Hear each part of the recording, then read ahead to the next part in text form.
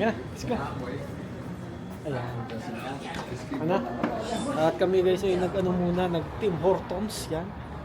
Para bago umuwi, medyo tayo, medyo may energy, no? Whew! Meron pa tayong isang oras pa. Kala ko ba doon ka magano? Ay nga doon, Sige. Labas natin yung...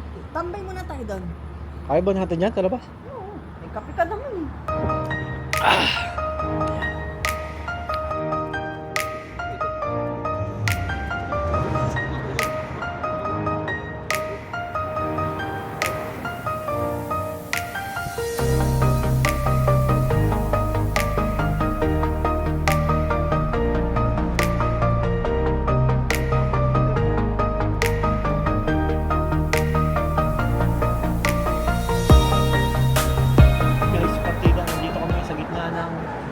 Sa gilid ng highway. Yan.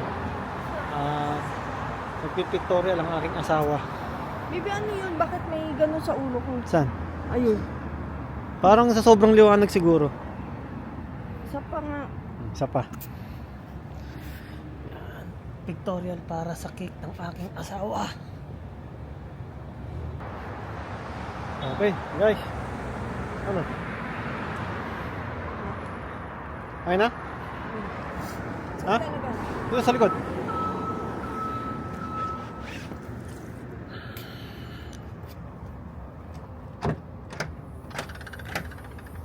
Teka.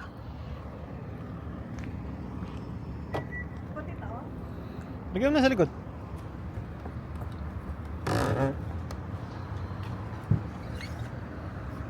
Yan, so done na kami guys. Kami pauwi na. Pero ewan ko kung dadaan pa kami ng Jollibee kasi nag-aaya si Jen. Mag-Jollibee muna bago umuwi. Kasi pagdating namin sa bahay, panigurado kami ay gutom na naman, no? Kasi ang namin, ang biyahe namin panigurado ay kulang-kulang 2 oras na naman. Ito yung Lonsdale. Lonsdale. Yung isang pinupuntahan natin. Robson. Oh, Okay. Yun ang maraming tao sa Robson. Nakalimutan ko pa ng banggitin sa inyo. Kaya naman napili namin tong Lonsdale na branch ng Danbu. Kasi sa tingin ko mas onte ang tao dito kaysa dun sa Robson. Kasi dun sa Robson pinaka kasi yun pinaka downtown ng Vancouver. Kaya mahaba ang pila kapag ikay pumunta ng Danbu doon, no? Kaya mas maigi dito na lang para at least hindi ganun ka crowded, no? Kaya kung kayo pupunta ng Danbu, dito na lang sa Lons. Ay. So bumili muna tayo ng Jollibee, no? Para pambaon ni Jen, no? Bukas. Tapos syempre binili na rin natin si Daniel para pasalubong natin sa kanya. So ito, na kami? Pauwi na kami.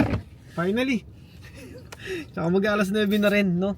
Pagdating tayo ng bahay ng mga alas 10. So tamang-tama yung pahinga ng onte. At bukas may pasok pa tayo, no?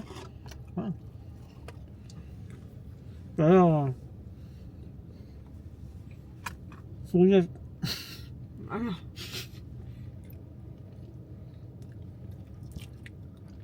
Sulit itong araw na to, di ba, baby? Happy ka ba? Happy. At naging makbuluhan itong birthday mo, no? Kahit sa simpleng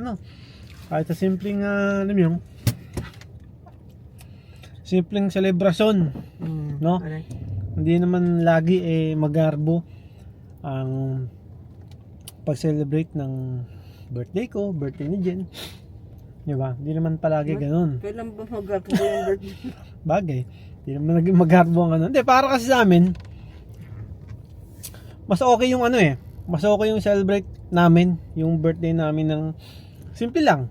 Alam mo yun, iwas gastos, yung pero makabuluhan. Alam mo yun, yung mga gusto naming puntahan na hindi namin pa na puntahan noon, yun ang mas magandang puntahan kahit papaano, di ba? Hindi na kailangan gumastos ng malaki para lang, alam mo yun. So, yun. At least nakisama ang klima. Hindi siya ganun kaulan gaya nung mga nakaraan. No, at least kahit paano na celebrate namin ang kaarawan namin, kaarawan ni Jen. So yun, maraming salamat ulit sa bumate sa kanya, no? Sa may mga pahabol pa, no? Yan. Walang problema. Bati lang kayo. Mga inistorbo mo. Nakakahiya, mga busy yung mga kaibigan ko. Hindi, nagpasalamat na ako sa kanila. Pinasalamatan ko na sila. At nagpasensya na rin ako sa kanila. Mga busy. Thank you. Ayun, thank you sa inyo lahat, no? Ito, pauwi na kami, no? At wala naman ng traffic ngayong mga oras na to kasi late na rin. Wala na. Kaya ang biyahe namin ngayon ay dire-diretso. Hey guys, malapit na tayo sa bahay. Finally, after almost 2 hours, kakauwi na tayo. Yan, ito na. Mag-alas 10 na, sakto. So, medyo maganda yung biyahe natin. Dire-diretso, walang traffic, no? At ano na rin kasi, gabi na, no? Yan. Gusto na kaya si Lilo. Tignan namin sa camera, nakahiga eh. Gutom na rin yan. Kaya binilang ko rin ng pagkain dito sa safe phone. Eh kanina nga may na-share yung asawa ko. Kasi nga kahapon, di ba, malungkot ang asawa ko. Si Lilo, alam niyo naman si Lilo kapag yun ay nakakaramdam ng lalo't malungkot yung mami niya. Yan. Talagang maglalambing yan. Hindi yun naalis sa tabi niya. Lagi nakatabi siya, no? Hapon. Oo. Tsaka nakatitig lang siya. Bawat pagtatayo ako, nakagano siya kagad. Naggaano kasi siya. Tapos tinititigan niya talaga ako bawat kilos. Oo. Naggaano siya. Magaling mag-comfort yun. Basta nararamdaman niya yung kapag isa sa amin ay medyo malungkot, gano'n, bad trip, lalo pag galit ako. Pag galit yan, talagang hindi yan lalayo sa'yo. Kakalabitin ka pa niyan. Yun yung nakakatawa lang sa sa aso na yun. Lapit na.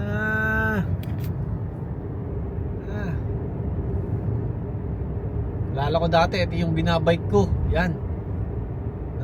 Sobrang lamig. Itong dati wala pang ilaw rito. Totoo? Oh, wala pa. Bago lang yun eh. Ayan.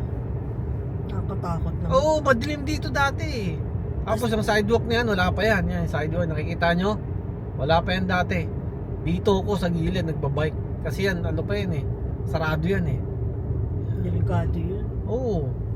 Kaya ang lakas ng ilaw ko sa likod. Lapit na.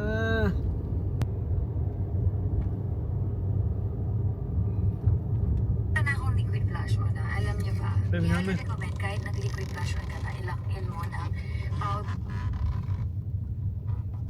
Okay.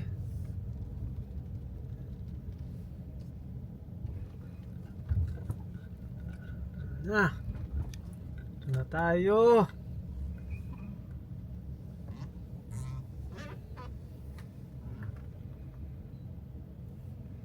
Alright. Okay, thank you Lord. Uwi ng safe.